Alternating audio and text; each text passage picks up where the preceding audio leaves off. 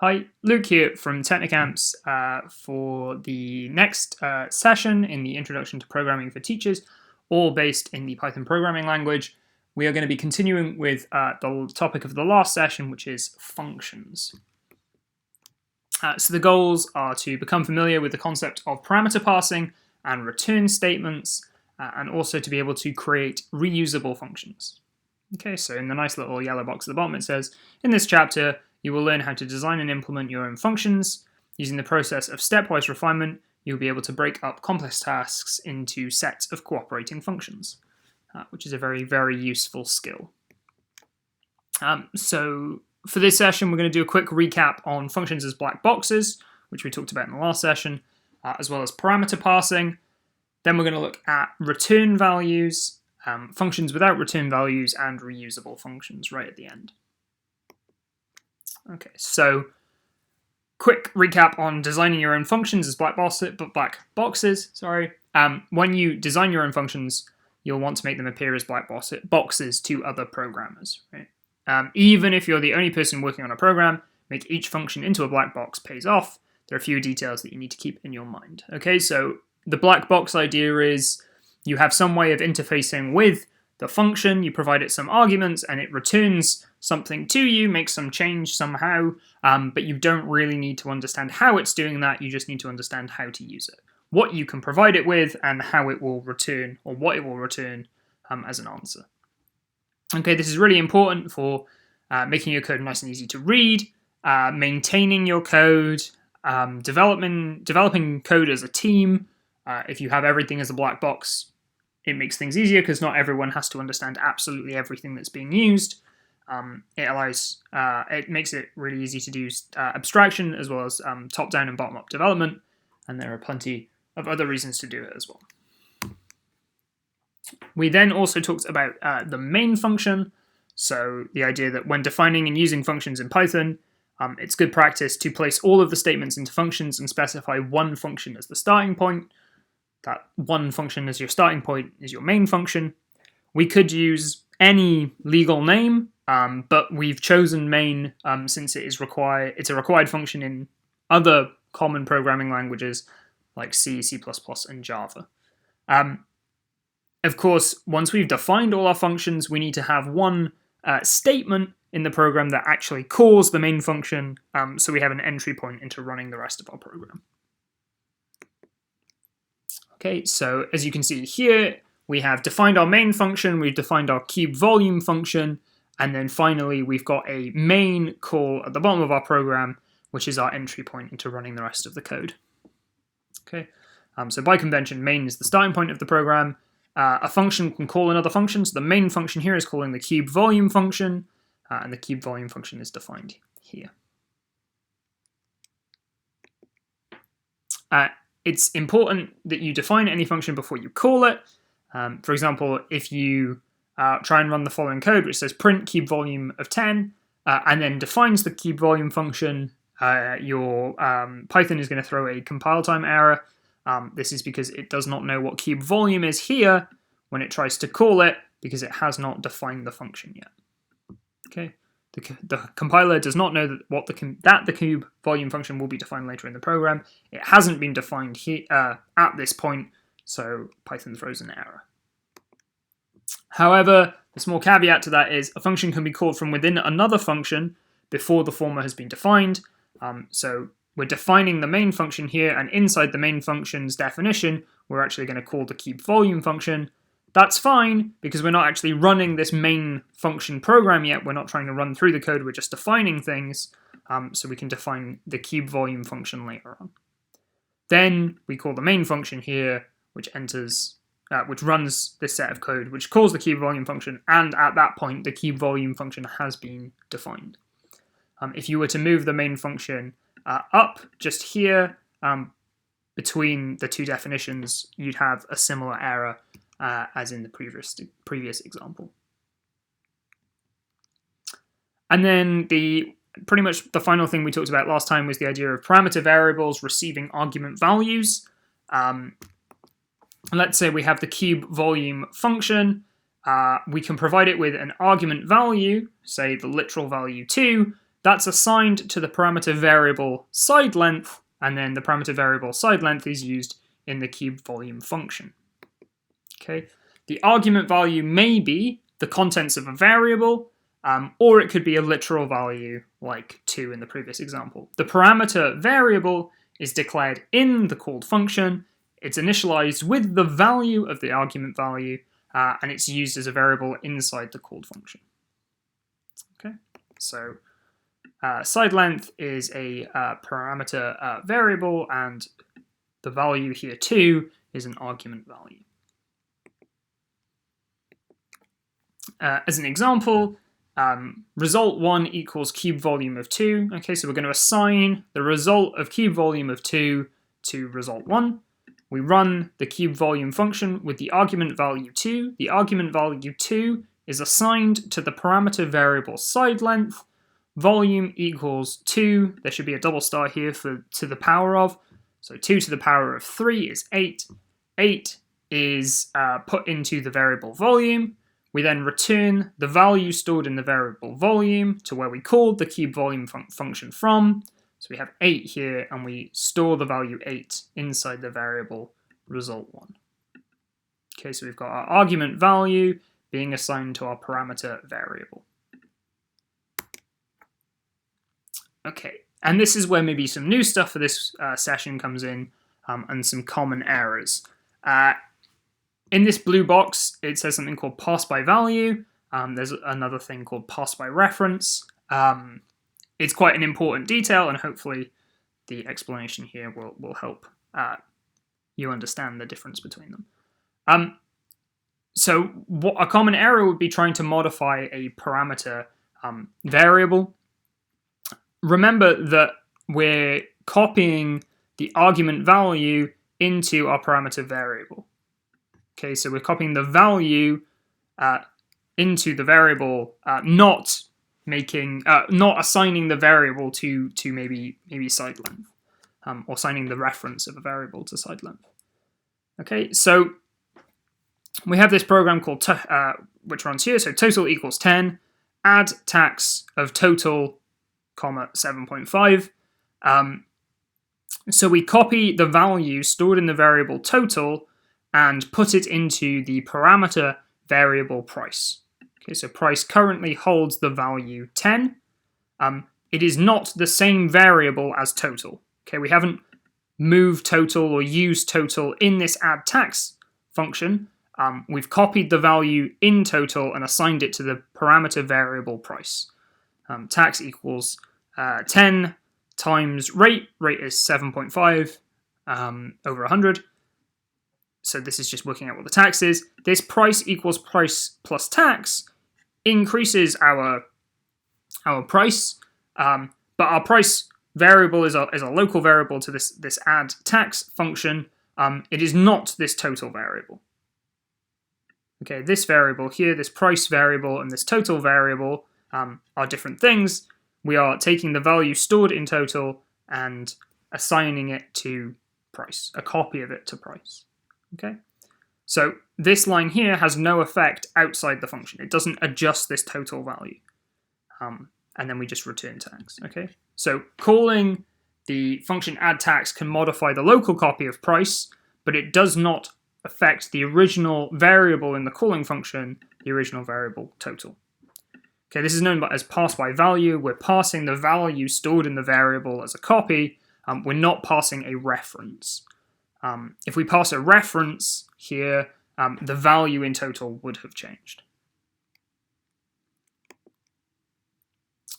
So one of the things that maybe we try and do is we try not to modify our parameter variables because it can be confusing for other programmers. So if we had a function called total pence, which takes pounds and pence, and then says pence equals pounds times 100 plus pence, this modifies the parameter variable and then returns the pence value. That can be quite confusing for people, for programmers. So maybe to avoid the confusion, we have a separate variable rather than modifying our parameter variables. So def total pence is pounds comma pence again, but this time instead of saying pence equals pounds times 100 plus pence, we just say result. We get a new variable instead. So this time we're not trying to modify the parameter variable. Okay, so we're going to try and do things this way rather than this way. Okay, and then we're going to move on to return value. So functions can optionally return one value. Okay, so functions don't actually have to return anything, but they can optionally return one value. To return something, you add the return statement. A return statement does two things. One, it immediately terminates the function. Okay, so if there was additional code below this return statement, it would never run. And the second thing it does is it passes back the returned value to the calling function. Okay, so the return value may be a value, a variable, or a calculation. So we're going to return the value stored in the variable volume at this point. Okay. A function can use multiple return statements, but every branch must have a return statement. So def cube value side length, right? If side length is less than 0, we return 0. Otherwise, basically, if this doesn't run, this if statement doesn't run, then the side length has to be greater than 0. We return, and again, this shouldn't be times, it should be cubed. So double star, side length cubed. Okay, so if the side length is less than 0, then return 0. Otherwise, calculate the volume and return the volume. That's what this piece of code is doing, and it's using two different return statements. An alternative to multiple returns, okay, like this, is to store the result of the function in a variable and then return the value stored in that variable as the last part of the function. So if we've got cube volume of side length, if side length is less than 0, say the volume is 0. Otherwise, say the volume is side length cubed, and then just return the value stored in the variable volume. Okay, so this time, instead of having a return 0 here and a return side length cubed here, we just have a variable which it has the value assigned to it, and then we return that variable. Okay. So make sure you return catches all of the cases that are possible. Make sure all of the conditions are handled. If we look at this piece of code here, if side length is greater than or equal to 0, return side length cubed. Well, if side length is less than 0, then this if statement doesn't run, and then no return piece of code is ever run. The compiler won't complain if a branch has no return statement, but it might result in a runtime error because Python returns the special value none when you forget to return a value. Okay, so this would actually return none to wherever cube volume was called, and that might result in a runtime error. So you want to make sure that you have a return for every branch, a catch-all for all of the cases that could happen. Okay, so a correct implementation, rather than this version, which kind of could have the case that length is less than 0 and then it would return none, is this where we have if the side length is greater than or equal to 0, return the side length cubed, otherwise return 0. Okay, so we're catching both cases here. Okay, so the steps to implement a function, describe what the function should do, step 1.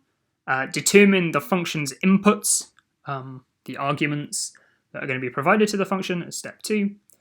Determine the types of parameter values and the return value. Step 4 is to write pseudocode for obtaining the desired result. Again, so we're thinking about doing this all with a pen and paper, potentially, before getting onto a computer and actually typing it out. Step 5 is to implement the function body. Okay, so we've got our function body here, and then part 6, or step 6, is to actually test your function. So design some test cases and code your problem, and then test your problem. Test your function, sorry.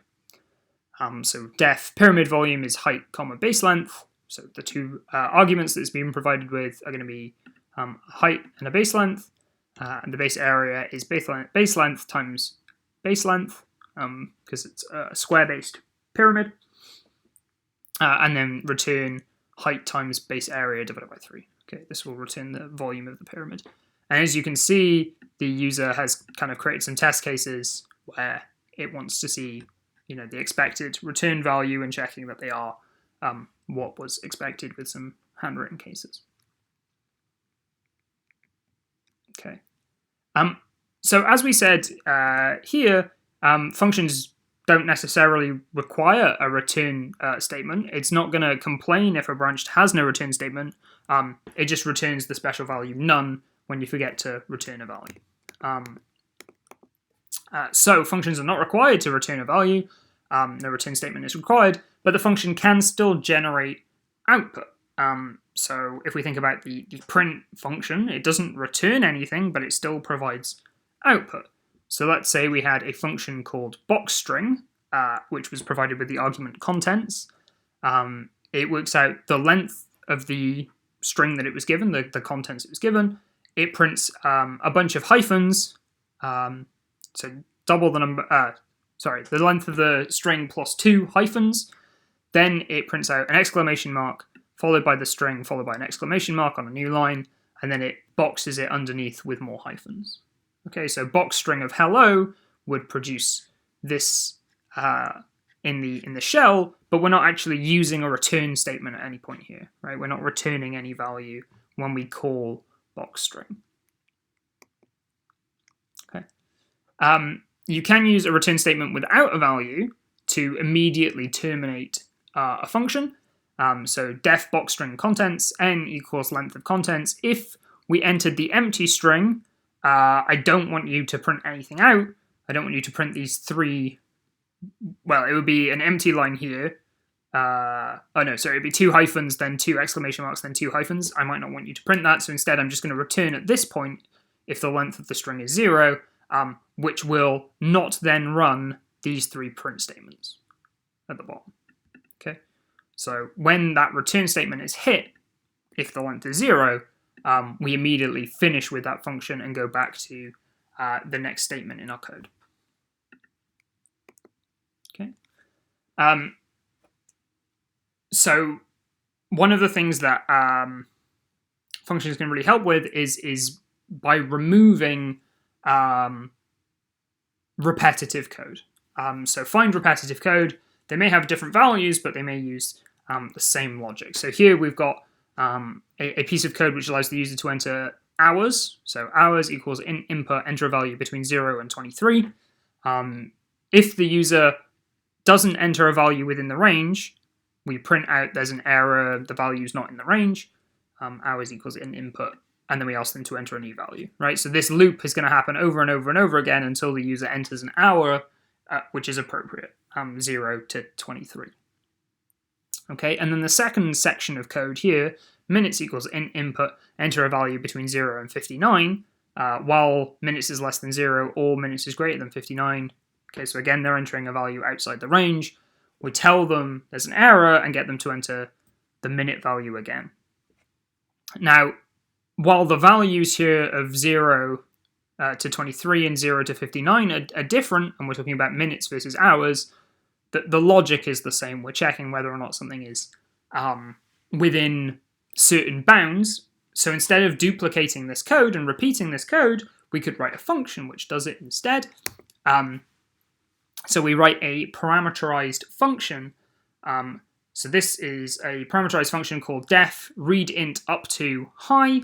High is the argument value that is going to be supplied to the function.